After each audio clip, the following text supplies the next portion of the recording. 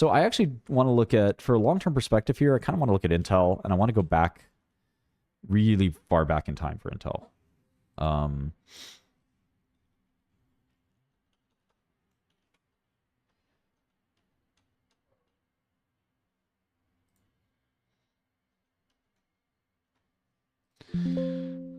What the? Okay, Intel stock price has changed quite a bit since I last looked at it. We were relatively bullish on it, so I hope, somebody made some money. Much higher market cap than it once was. Rockets up the list from 140 largest market cap to, say, 61. Good for Intel. They have some net debt, so the enterprise value of the company is actually a little bit higher. 17 in net debt. So it's actually 194 billion. I'm going to move this. Actually, you can delete that now. I might leave it for now, but let me see if I can.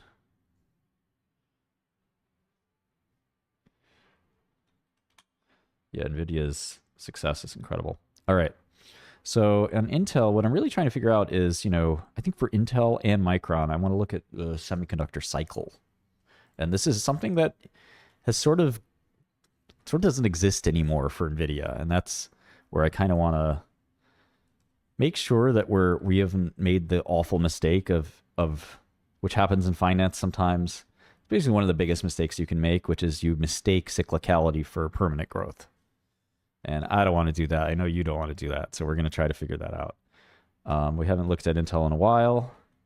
We kind of saw it as this kind of boring value stock that probably had some upside. They obviously had sort of a really, really big W or two. I'm going to close NVIDIA for now, believe it or not. Even though we're looking at NVIDIA, what I really want to do is understand long-term semi-cycles. And I'm going to go back in time. And I'm also going to do the same thing for Micron. And it's going to be a little tedious, but, learning the history of your business is so important. Every time I talk to guys, I'll give you another example. In biopharma, I kind of became like one of the most well-known guys in biopharma and one of the sharpest before the pharma bro bullshit, because I kind of tried to learn every company in biopharma history, including companies that have long been gone. And I did a funny analysis. I don't know if I have the file on me, but I did a historical biopharma. Let me see if I have it, because it's so interesting, I think. Give you an example of the lengths you have to go through.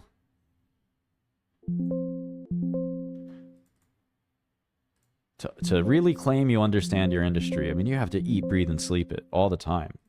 Here it is. I found it. Great. So this tracks every pharma merger from 1849 to modern time. And so these are all the companies that merged into Pfizer to create Pfizer. William R. Warner and Company. This became Warner Lambert through the merger of Lambert Pharmacal Company. That became Warner Lambert.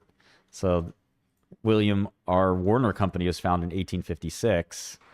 Lambert wasn't founded until 1881, but eventually they merged a long time from now. They renamed William Warner Company Warner Hudnut, and they merged in 1956 to create Warner Lambert. Meanwhile, unbeknownst to anybody, American Home Products was founded in 1860. John Wyeth and his brother, John and Frank Wyeth, founded that company in Philadelphia. And Arist, McKenna, and Harrison Limited was founded in 1925. American Home Products merged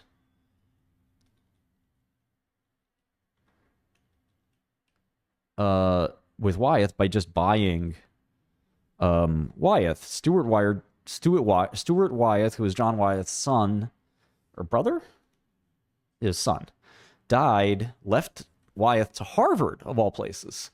Harvard sold American Home Products to Wyeth, or Wyeth to American Home Products, creating the bigger AHP. Now, if you've been around the industry, AHP was still public around 99, 2000. I used to trade AHP. So this is 1931. And there's Airst. American Home Products acquired Airst, 1943. So 1944, you have fairly big American Home Products. And we're going to put that on hold for now. And again, the point is, like, slowly but surely, Warner Lambert was public. It was WLA. Pfizer, if you notice, Pfizer's this little tiny guy in 1849, right? And all these other big companies are being created around Pfizer. So Pfizer's doing just about nothing. And then finally, the Pfizer-Warner Lambert merger in 2000 creates a major company. But Pharmacia was already, kind of developing, and American Home Products was developing. So the big deal in 2004 was Pfizer buying Pharmacia. Pharmacia was PHA. And American Home Products was still public, changed its name to Wyeth, of course. And then the monster deal in 2010. To decide whether Trump legally deployed troops to Portland. So Pfizer kept acquiring little companies like Medivation, Arena, Biohaven, Seattle Genetics, and that's where we're at in 2025. I have a few more of these to make, but the point is, knowing your industry's history is something that's important. I also know the drugs that these companies made. Warner Lambert was actually the inventor of Lipitor. And if you know, the more history you know, when you meet people, if you know the people behind it, it's obviously not important to know the people from 1850, but who was the CEO of Warner Lambert? Is he on any boards right now? Is he giving any talks? Maybe he can go to a talk. And, the CEO of Warner Lambert talk is going to have 8 people attending it, whereas the CEO of Pfizer talk is going to have 300 people attending it at your local college. But you can probably, get a word in with the guy who was the CEO of Warner Lambert if he visits your college. So the point is, knowing all these names actually makes it, a lot easier to network, and when you bump into somebody, it helps. So Intel, it's no different in any sector. So in financial technology, which I'm somewhat new to, I have a financial technology startup. I've been studying the how S&P Global, for example, was made through mergers from McGraw-Hill. And, it was a very fascinating thing how S&P Global became what's basically the largest fintech in the world now, bigger than even Bloomberg. So knowing the history of all that, I think, really, really helpful and important. So let's see if we can get the revenue from Intel from as far back, basically, as we can go. And I just want to see kind of how Intel navigated this, like, cyclical growth thing that happened to them. Because it sort of feels like, in some ways, the same thing here, just a much bigger, obviously, inflation adjusted, and in other ways, it's a much bigger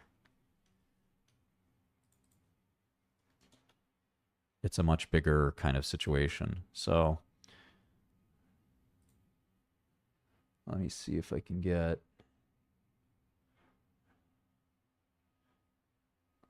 the 10K we're missing, which is 2005. And again, this is all really helpful if you're gonna make your name as a pharma or biotech or semiconductor analyst. Like, you should know approximately what was the size of Intel in 2005. What was the clock speed around that time? What was the wafer size? What was the the etch size, the technology size? How big was the transistor at the time? Where did they make it? All of those things, you should understand and know your history. Now, it's more important you know the present details, right?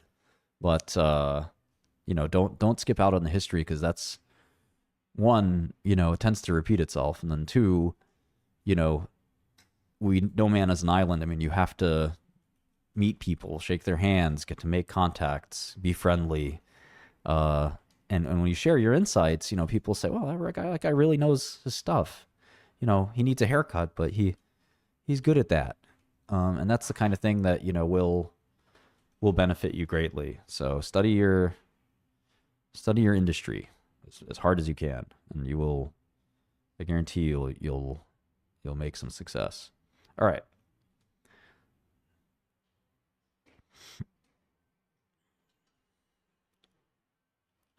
Yeah, Intel, like a lot of other companies, spent a lot of cash buying back shares instead of buying other companies.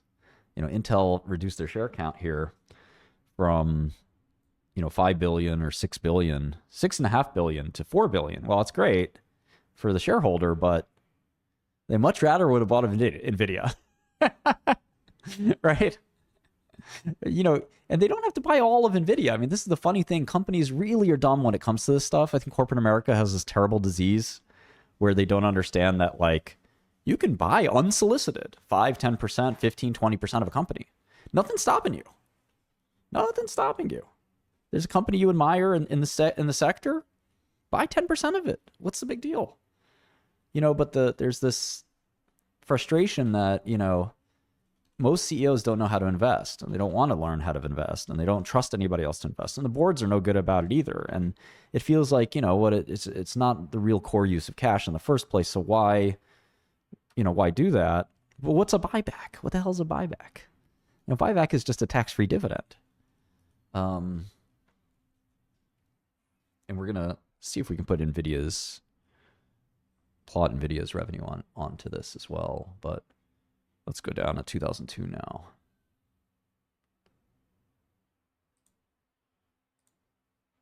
We're going to see what years there was some. I'm going to probably put them in gray or something. I don't know. Let's try that. Light yellow. Light red. I don't know. Some cyclicality here. Let's keep going.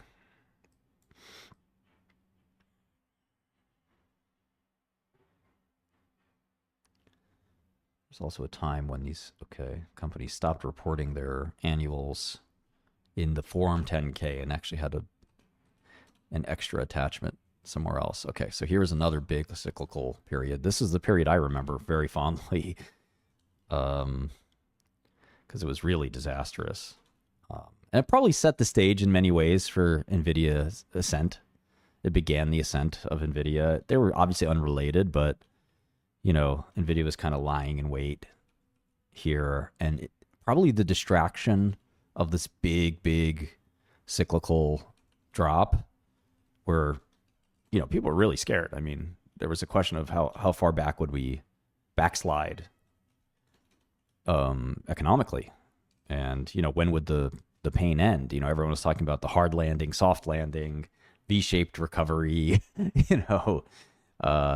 people worried it was going to be L recovery, no recovery, just drop and stay down there. So, it was a bad time at the time.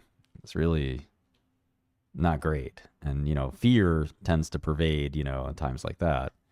So Intel was really profitable in 2000, but it was also the beginning of the end in 2000. All right, so let's keep going here.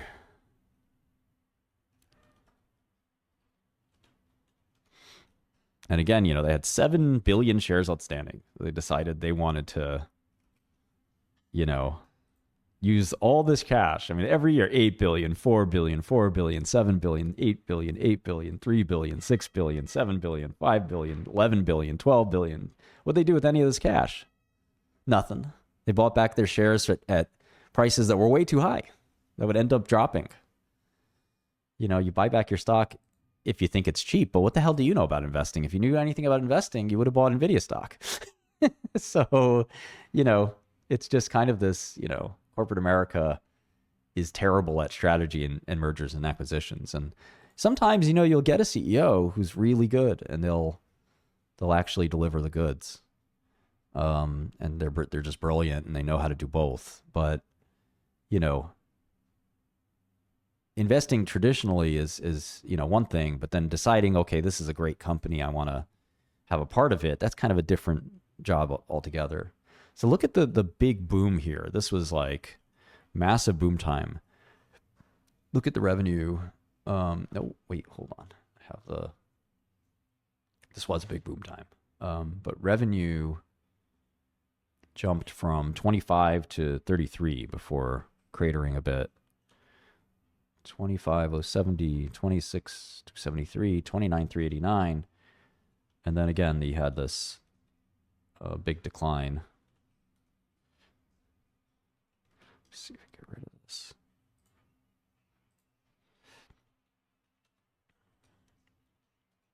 But that was a big stretch. I think there was another cyclical period in '94. But let me fill these out real quick. Take 2 seconds.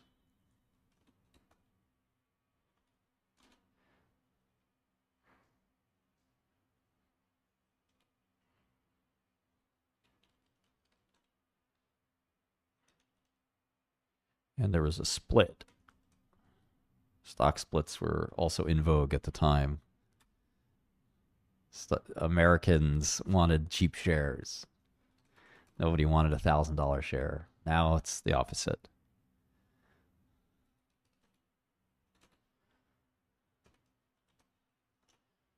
And again, 7.2 billion shares outstanding, all the way down to 4 billion. Huge waste of capital. But again, a company had no idea what to do with the rest of their money. They could have gone into they could have gone into foundry. They could have gone into manufacturing equipment. They could have gone into anything but what they did, which is, take their stock and buy back shares. Yeah, it's real cringe stuff.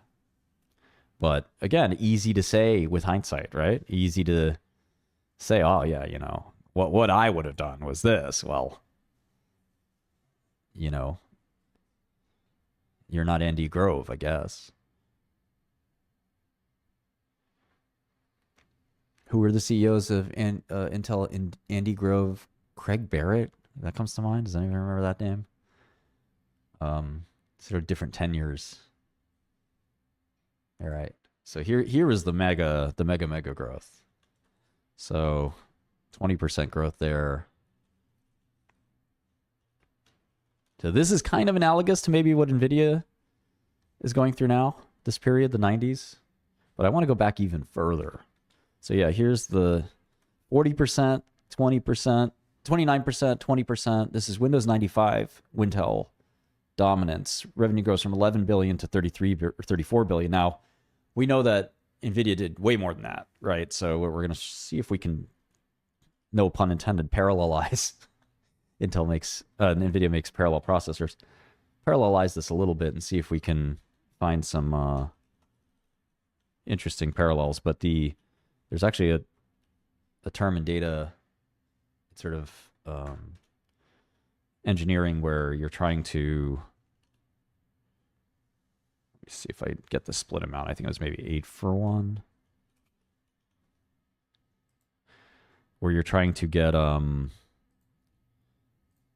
time series to fit over each other, and you adjust them slightly so that pauses or delays in those time series can get sort of swallowed up and recreated. All right, so 96.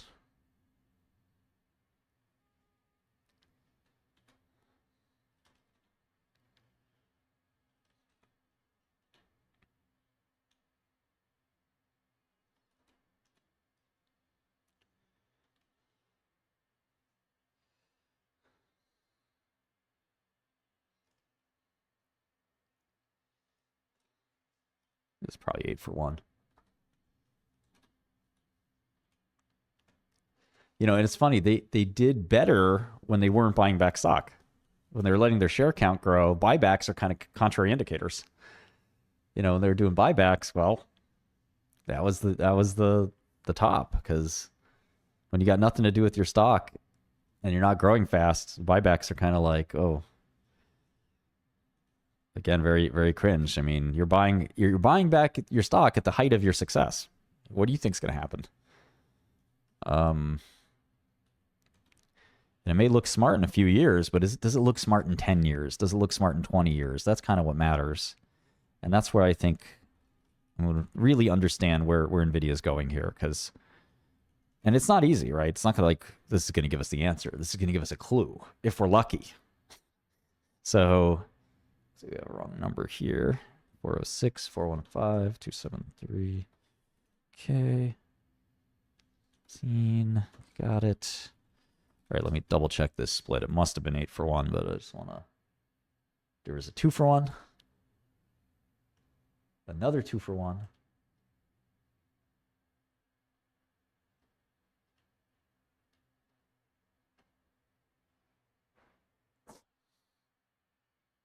I don't know. I'm just gonna assume that was it. The numbers add up. So. Oh yeah, yeah, yeah. Yeah, two for ones.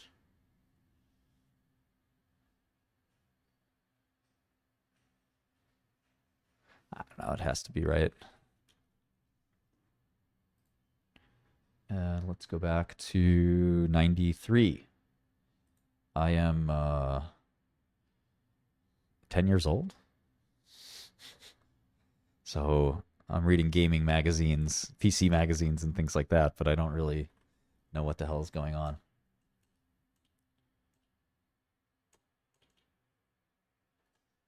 And Intel, a much younger company here at just 8 billion in revenue. And look at this, look at this. This really does maybe remind of Nvidia, because let's just do this for a second while we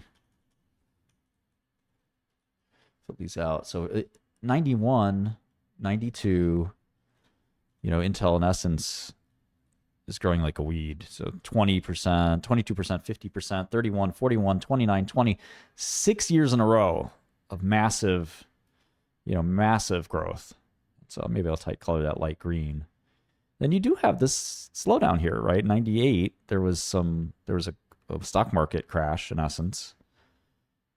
Even in 94, there was some Asian contagion, but that didn't stop Intel. And 99, 2000, the growth was again double digits.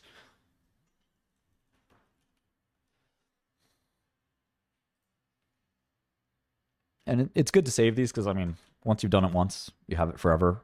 If you ever want to look at AMD, you can kind of get a sense from the AMD Intel wars of yore.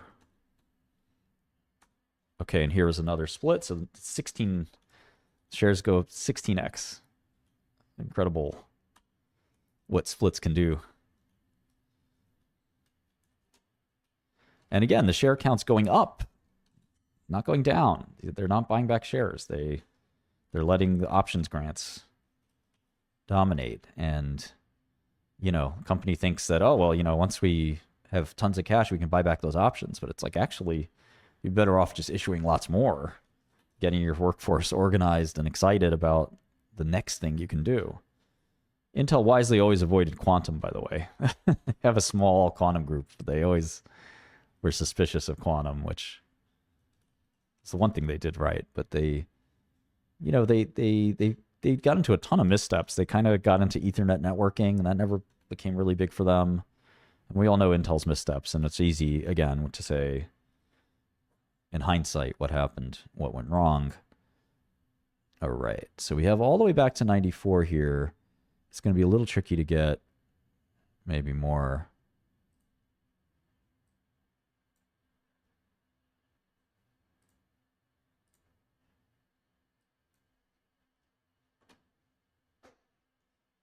We'll try.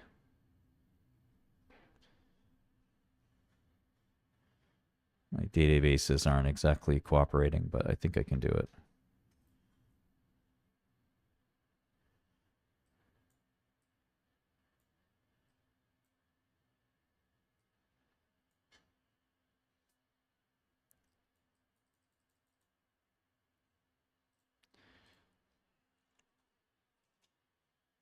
Might have to go to the microfilm for this one.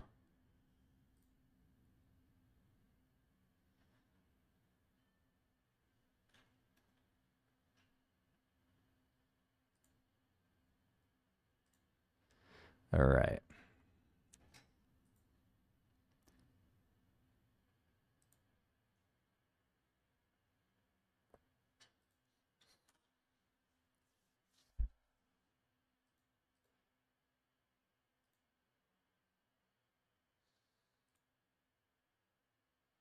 That's odd.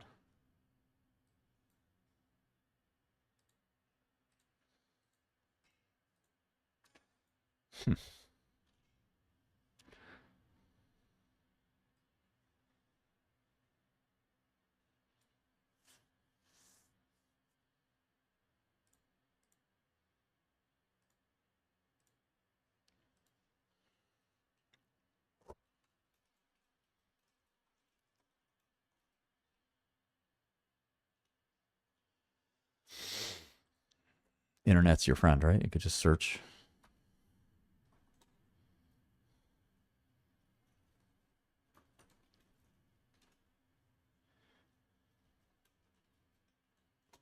Intel 1990 10K. Ah, Intel has a historical archive on their website that goes back.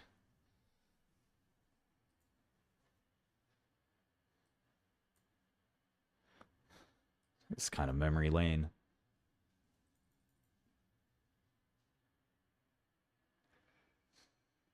This is what you used to do, and the college I went to, we had a reading room of all these old annual reports. So you'd go find them there or something like that.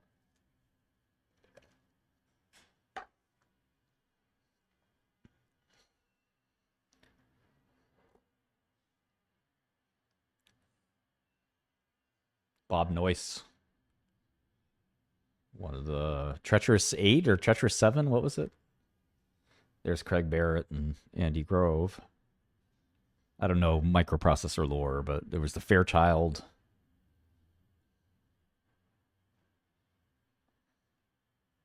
"32-bit systems."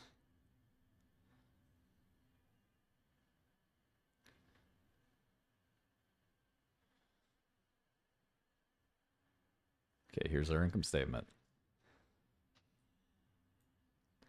All right, so again, some lovely growth here in the 90s, early 80s, or early 90s, late 80s.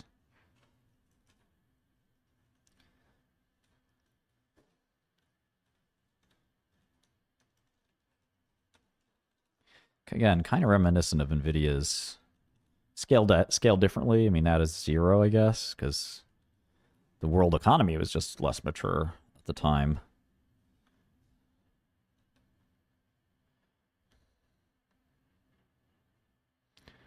What am I doing here? I'm missing a year. There we go.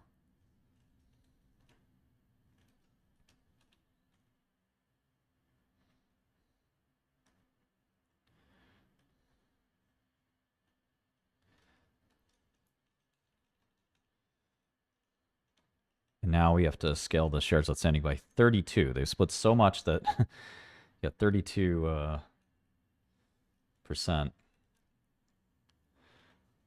32x, excuse me. Shares outstanding growth. So, buybacks in the scheme of things didn't even dent those in a way.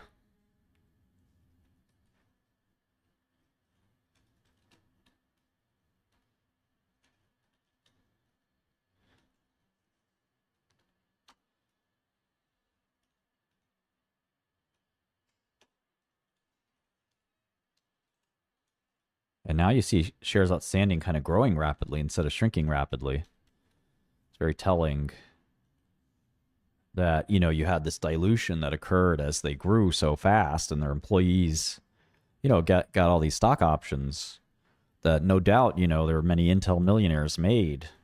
If you were walking around Silicon Valley and so I was at Intel, I'm a senior guy at Intel. I was there for the last 10 years. People would say, oh, wow, that guy's got to be rich, doing real well. Now you say something like that and you say, oh, poor guy. Feel bad for you, pal.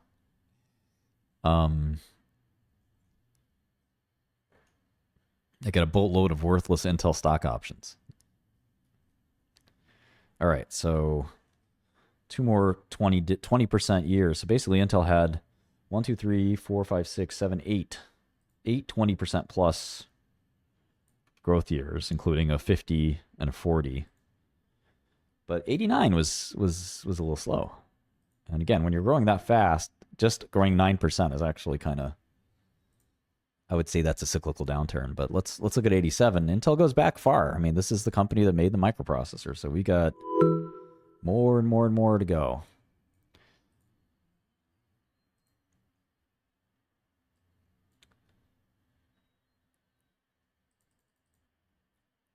It won't be too long if you can't wait. Cover photo. If you can't wait, you have ADHD. Investing takes a while. Intel's most advanced microprocessor, the 8386. This is a 386. 1987. I was 4 years old. I was playing on Apple IIe's maybe, but not this. 275,000 transistors. There's trillions of transistors now. Capable of running DOS and Unix simultaneously. Woo! And also takes advantage of software developed for the 86 series. Major growth at this era too. And here's actually, in some ways, all that we want right here. So maybe we can... I hate to cut this short, but I know a lot of people have ADHD. So let's just... This is the kind of stuff I really enjoy. It's crazy. All right. 1265, 1365, 1629. This is what it takes to be good, in my opinion. 1122. Now, this is Intel's first $1 billion year.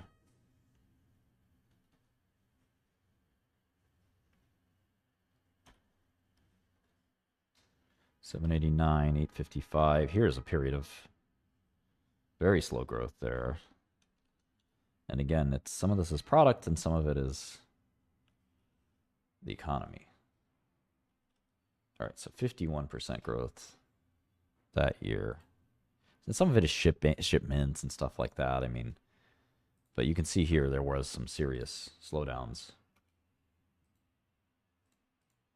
Here there was the 8586. What happened in 8586? Anybody remember?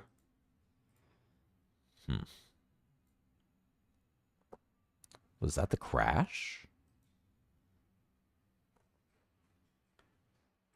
Is that the 84 crash? Okay. So, Intel, this is sort of reminiscent of Nvidia, right? Growing from 400 in revenue to 4 billion. That took 13 years, and then 4 billion to 40 billion. Maybe a little less successful than Nvidia, but still meteoric kind of success. Some years, early years, they're going up 60%. And again, we're not done. There were microprocessors. Well, this is around the time Intel got founded. We're getting pretty close to the start of the company. So let's see how they overlap. It'll be kind of interesting, at least.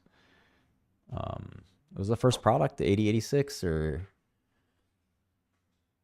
8088 or 4044, something like that. I forgot what it was called.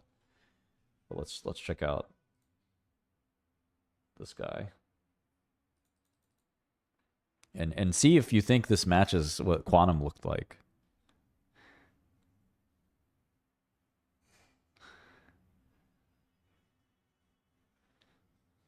Large scale integrated circuits. Okay, yeah, here's all the rest we need here. So 78.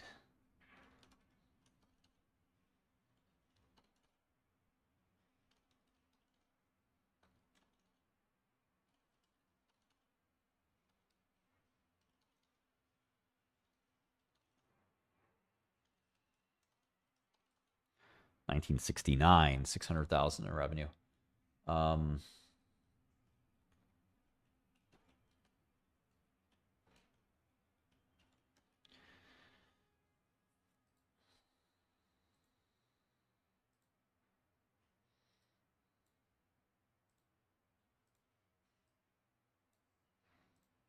Okay, let's see if we can overlap Nvidia here somewhere. Ah, there we go.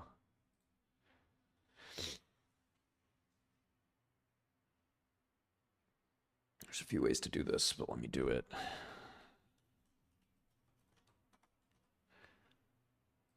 This way.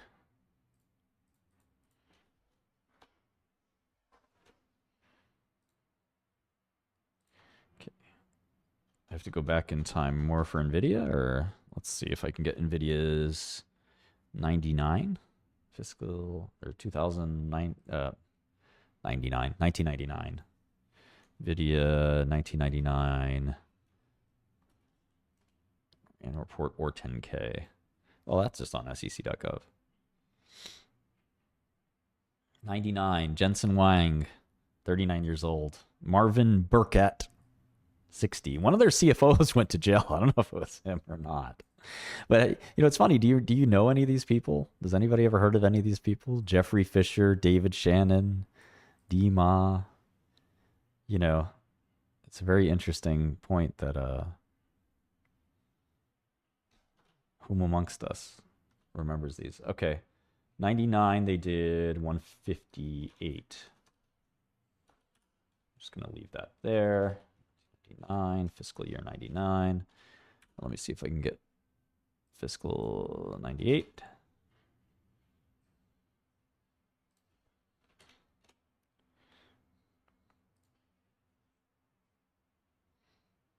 Nope.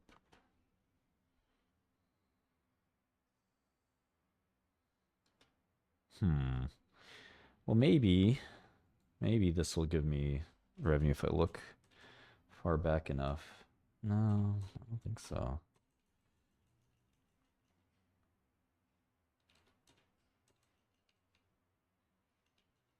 Xbox was a big product, I guess.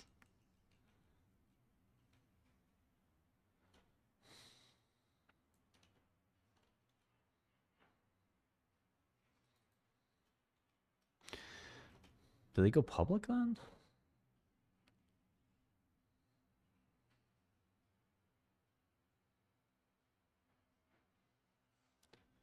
I'm gonna try sec.gov, see what happens.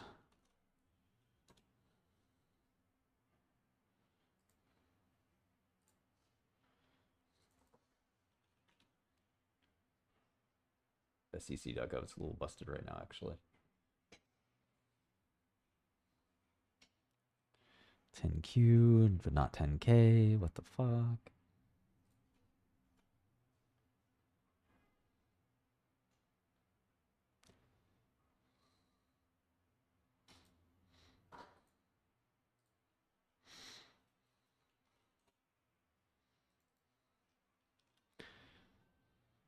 Okay.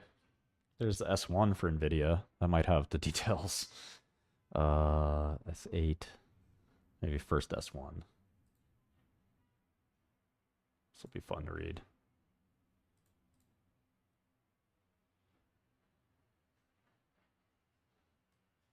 The head of Wilson Sonsini was still Larry Sonsini. It's a big law firm. They're raising 40 million. Can you imagine? That's a seed round today.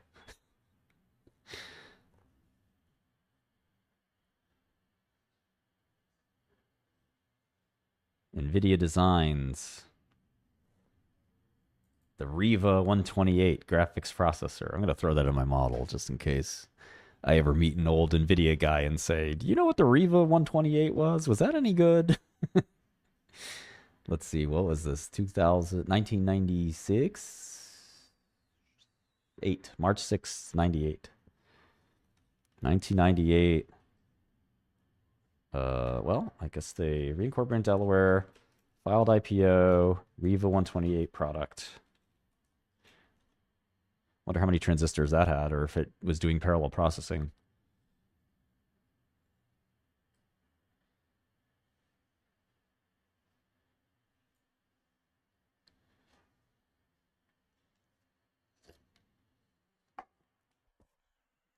Okay.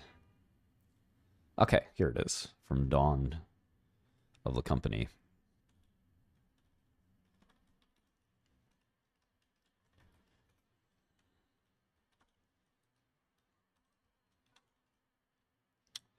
Oh, they had normal fiscal years back then. Didn't know that. So, okay, let me see. Well, we should be able to recreate the whole thing. I don't know when they went to a bizarre fiscal year, but 12/31, 1997.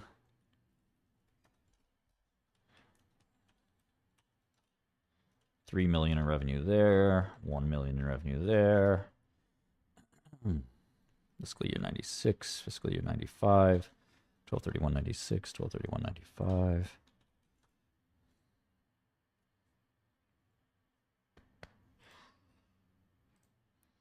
Okay. It's the first. Okay, here's a 10K. It's 10K 405. Sometimes they had these weird appendages. Then I had the Riva TNT. I kind of remember this thing. Kinda. Accelerated graphics port.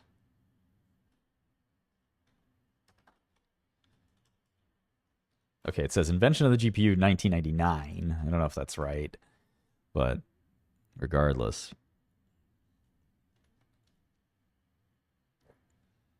Riva 128ZX.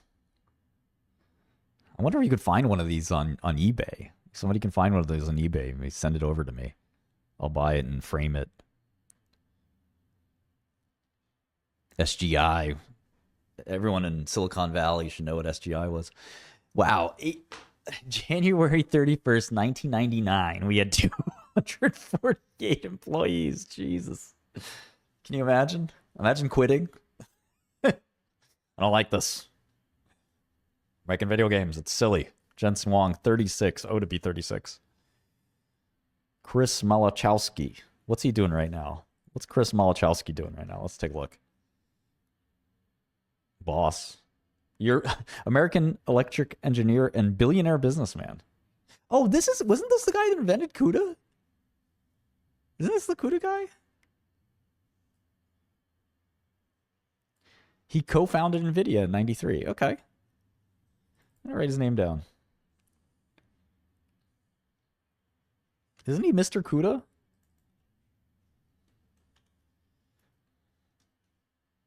Co-founder.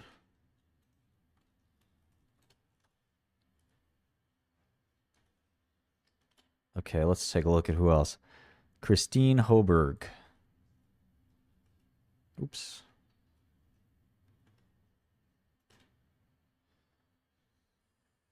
Oh, this is the... Oh. This lady stepped in shit. How many other CFOs got charged with shit? Like, I think this is two or three times. Nvidia was lagging behind expectations. In order to meet those expectations, they entered into agreement with supplier. Yeesh. Sucks that she's now known for this, right?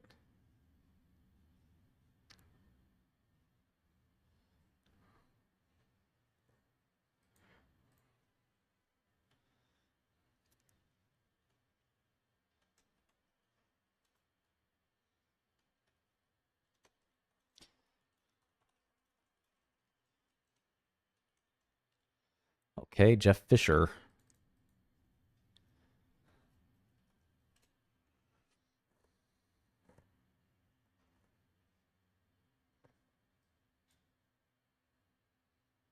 Senior Vice President at Nvidia.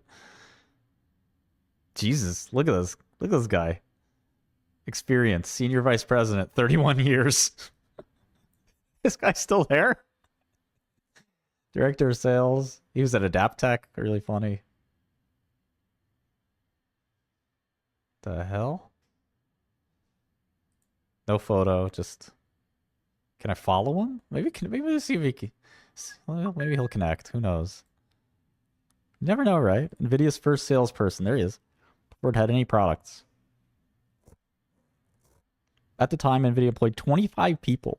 So technically, he's employee 26, right?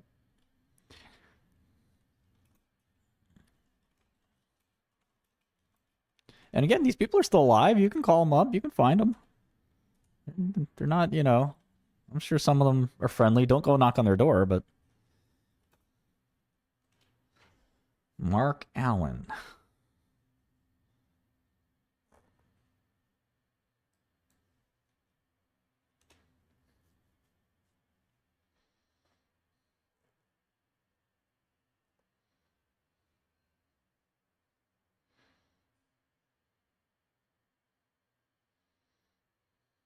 This guy's unknown.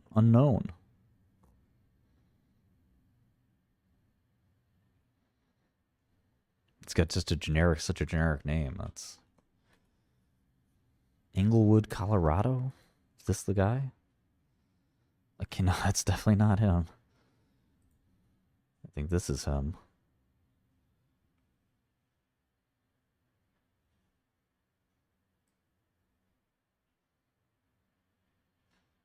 Maybe. This is Nvidia Auditorium, but it's not him.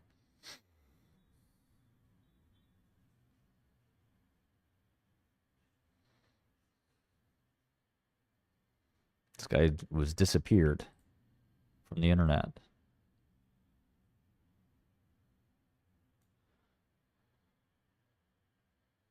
Mark K. Allen. He was at C-Cube. Okay, maybe we'll look for that. C-Cube Microsystems. That'll tell us. Okay, this is interesting.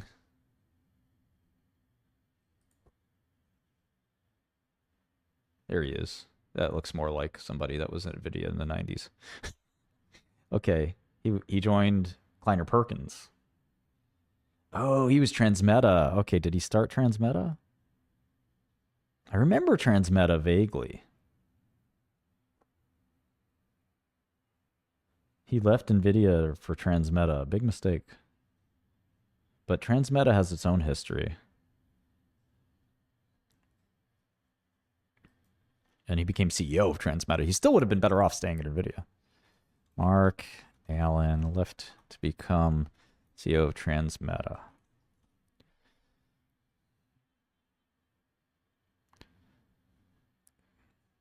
Curtis Preem. Co-founded Nvidia as well. So he would have been employee number 2. If you're starting a hedge fund, these are the guys to call. Curtis Preem, co-founder. Left the company in 2003, sold all his shares in 2006. RIP. Ow. He was a senior staff engineer at Sun, where he developed the GX graphics chip. Sun and SGI were, I guess, the two main guys. Retired in 2003. Got it. Net worth. Oh, Jesus Christ. Forbes estimated Preem's net worth to be approximately $30 million. Not bad. If he had retained his shares in Nvidia, Forbes estimated Preem would have been worth $70 billion.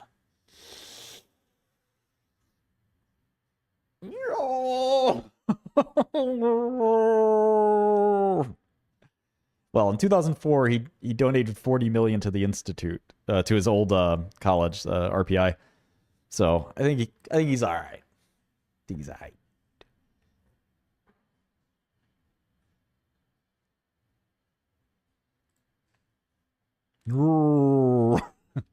Don't sell. No. Why?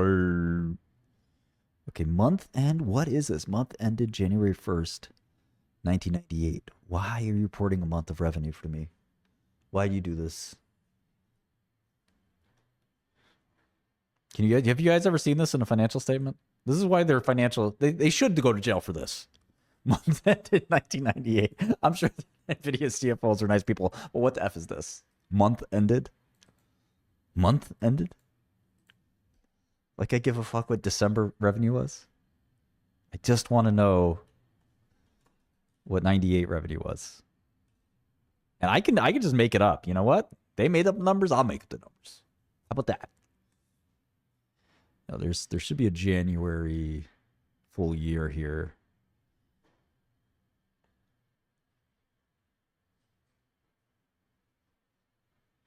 I love these old ASCII 10Ks. They're pretty funny.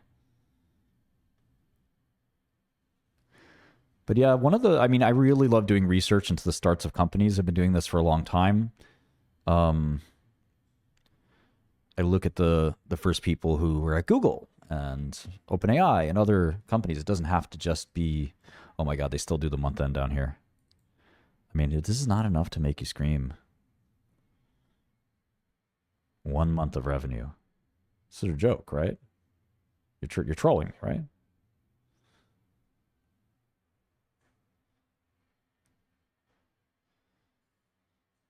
I might have to impute it. I hate to do this, but might have to be imputed. You know what? There's also GPT. GPT is a pretty good search engine. Nvidia 1998 revenue. Nope. Okay. No, that's not right.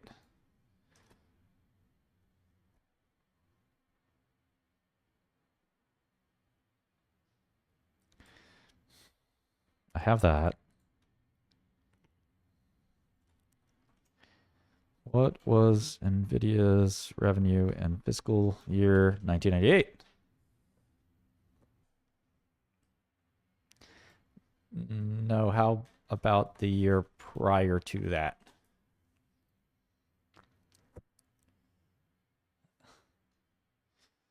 Uh 13.3? Hmm. Did it go down? I guess it went down. And the year prior to that? I mean, it could have just gone down. Couldn't locate it. Right, neither can I.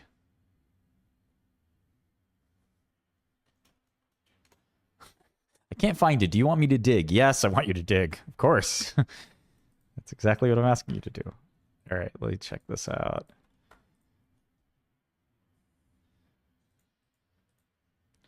All right, maybe we just leave it at that.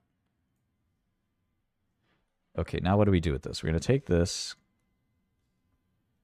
and we're going to stagger it over Intel's start. We'll see who did better, and we'll also see how do we think about it from an inflationary perspective. Do we adjust? I think we would have to adjust for inflation, which we can do fairly easily. We can do a dollar value. What was the value of a dollar in 1969 to annually from 1969 to 1979?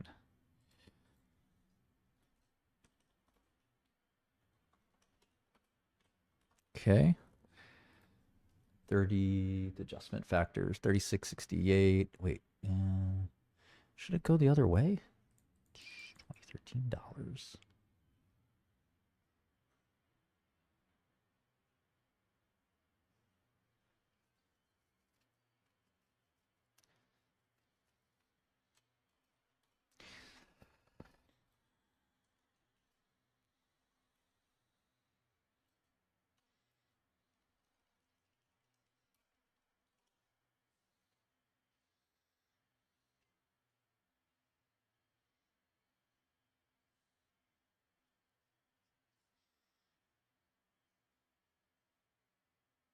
Okay, this makes a little more sense. 880, 830, 790, 770, 730, 666, 570, 530, 497, 446, 393.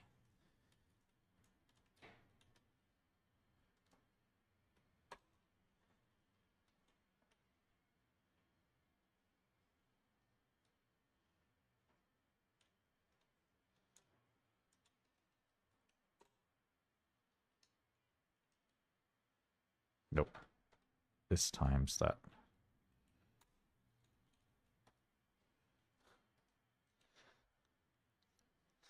This is eerie.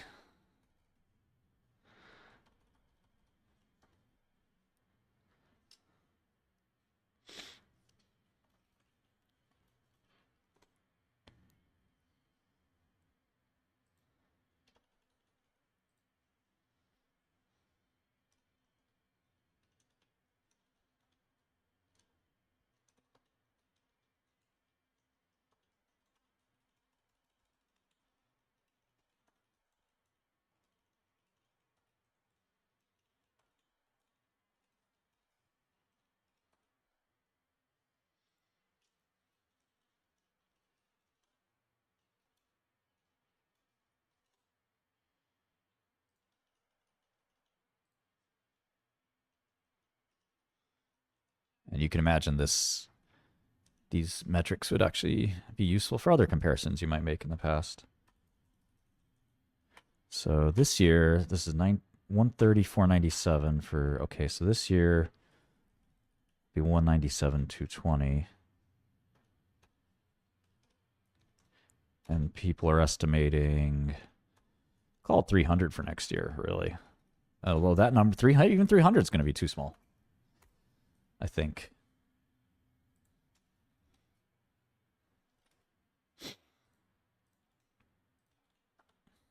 So technically, Intel still kind of outperformed Nvidia. But let's see. Oh, well, up until here, and then Nvidia takes off like a rocket. And then there's no contest. I'll show you the chart in a second.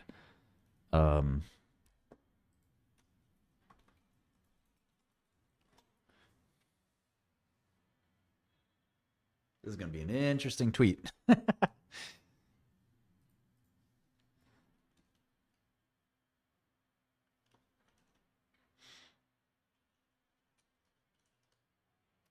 Missed one. Let's see. 183, 178, 172, 165, 160.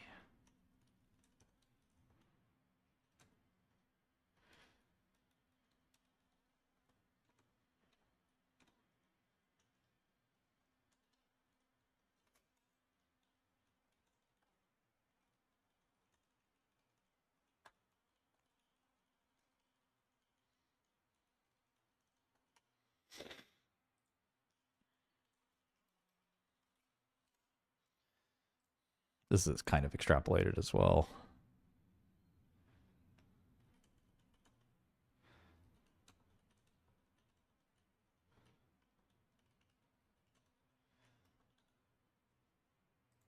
There's a lot of inflation recently.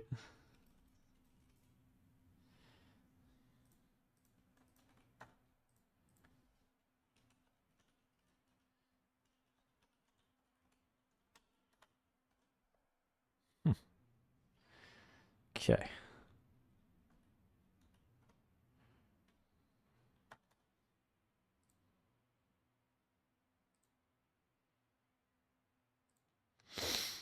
Helpful?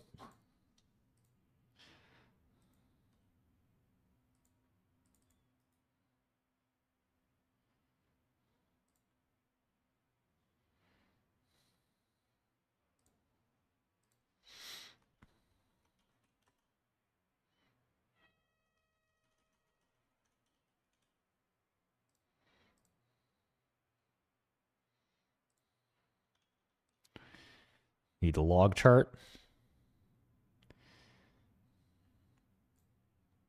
Probably, right? How do we do a log chart? Anybody know? Scale.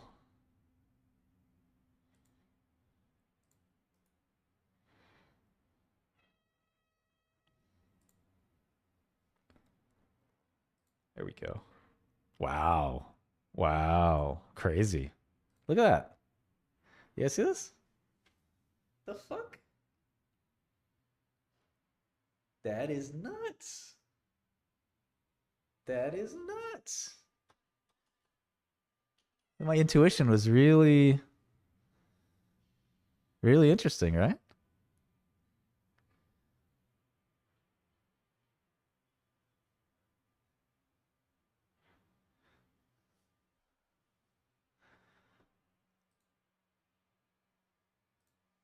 How fucking crazy is that?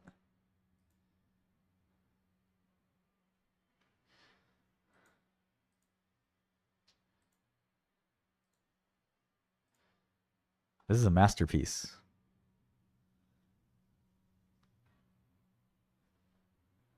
I mean, now the problem is, what can we infer? Nothing.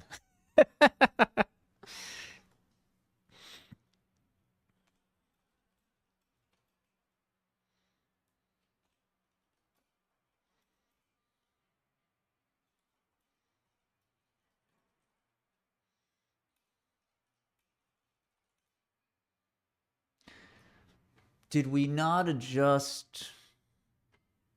No, we don't have to adjust. Do we have to adjust Nvidia for inflation?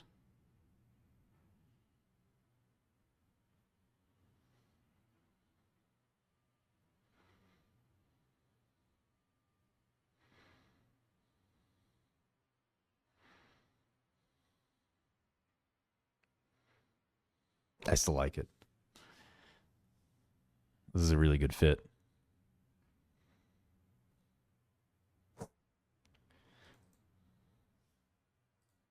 The fit's too good.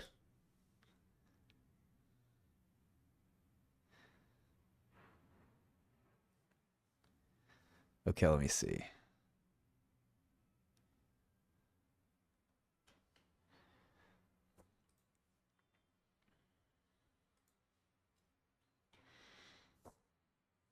Yeah, it wasn't. I guess I just have to calculate the post it anyway. No, let's calculate the lag. So Intel's first year is 1969. So we change it to today's dollars. So we just have to do how many years was that? 95. Okay. I think it's going to stay roughly the same relationship, by the way, but so this is 69 versus 95. So this is 26-year delay.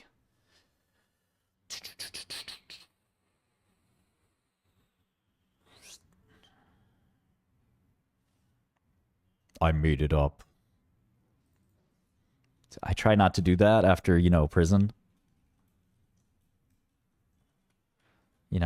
Just kind of try to chill. Good thing is I can take all that. We already have all the data, so I can go to Nvidia's first year, which again is 95. Copy pasta this. Yeah, it's going to mostly be the same.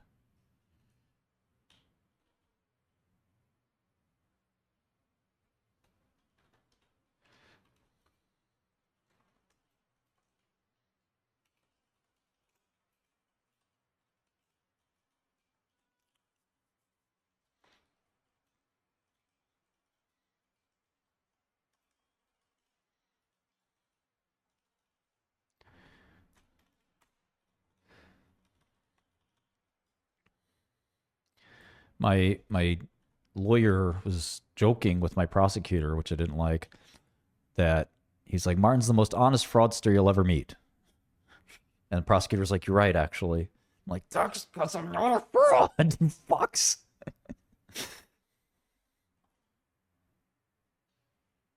Assholes.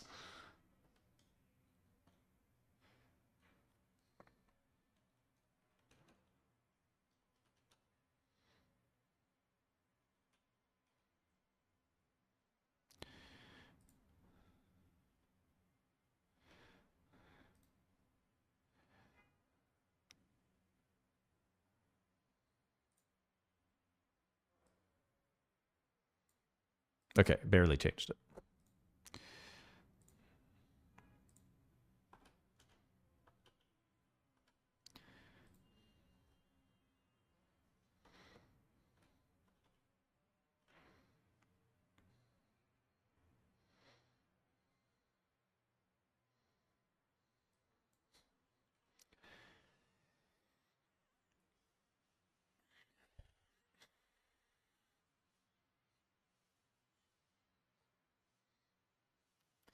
You adjusted. I did. I just adjusted it for inflation to the.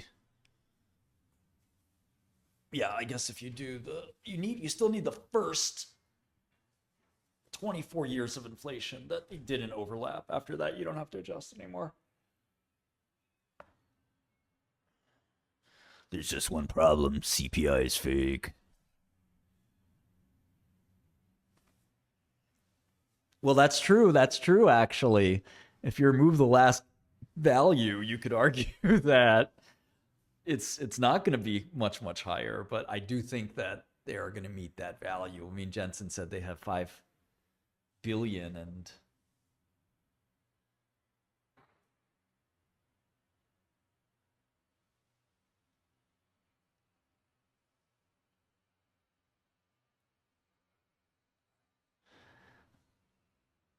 I guess I should have started with 0 as well for that last one little line.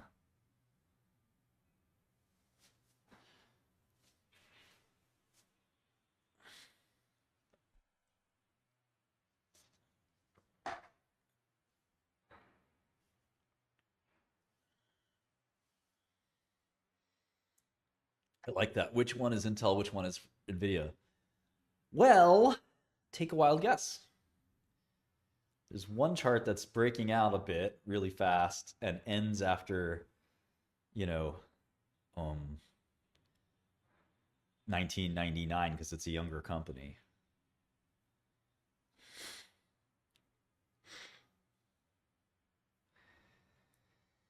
Yeah, something like that, Kuda.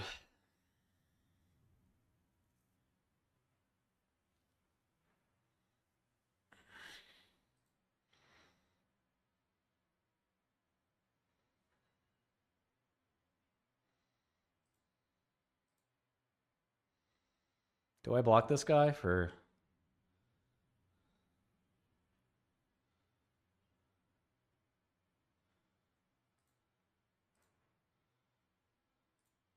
I gotta block some of these idiots.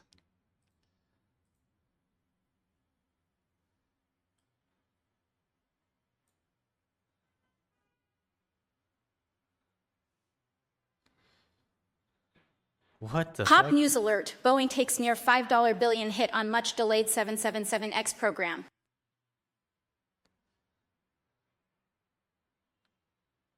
Label your access dog? They're labeled.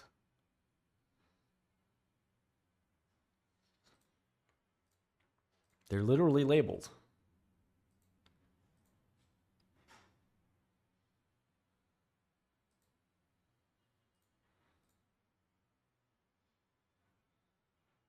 I hate stupid people, man.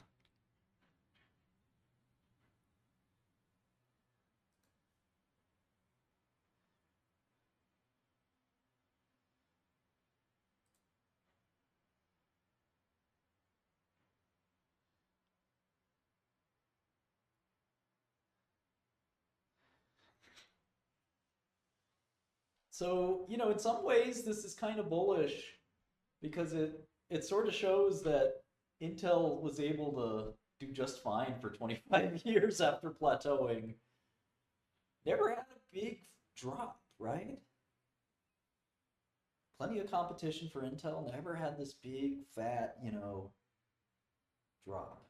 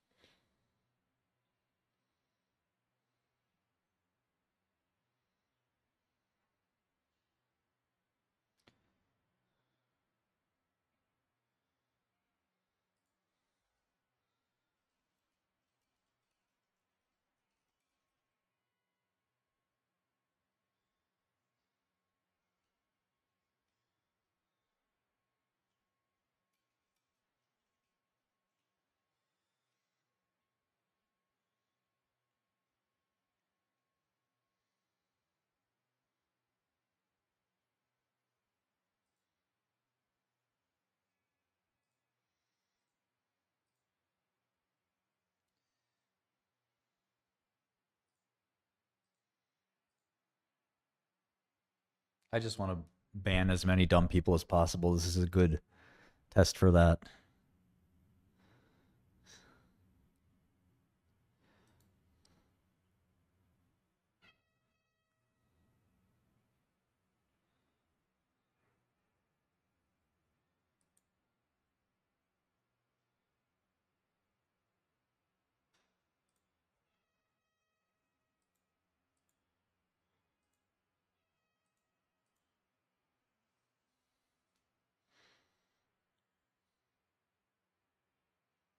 Data series labeled. There's nothing to label, you retard.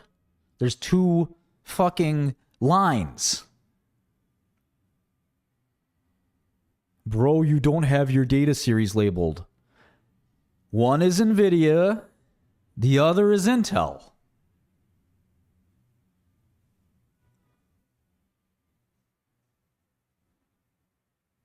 Do you need more help?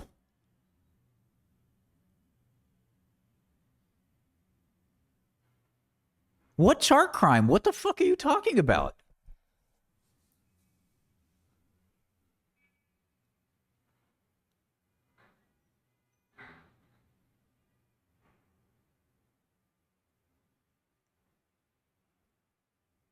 It's chart crime for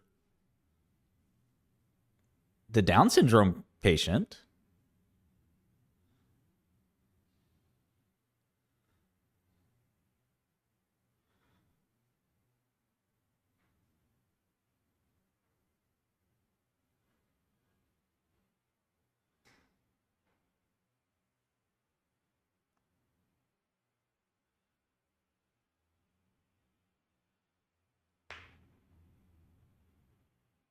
Do you though? Yeah, I'll do me. I'm the millionaire investor who's world famous. You are, I don't know, some guy.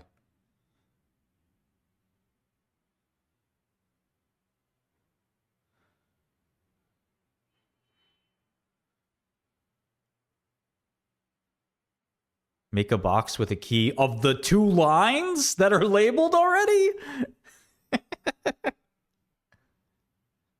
I think it's interesting that they tracked closely for 30 years. That's crazy. Okay, well, how many millions do you have? Bet you got more. I just can't say the B one yet.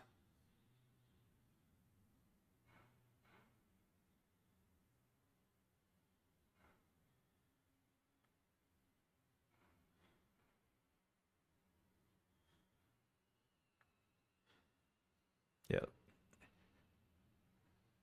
The chart. The chart. Yeah, the chart properties. Some of you guys have been doing too much investment banking. The chart properties are not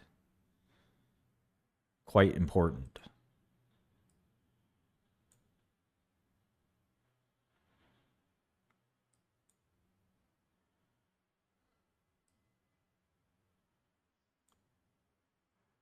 What's important is the insight.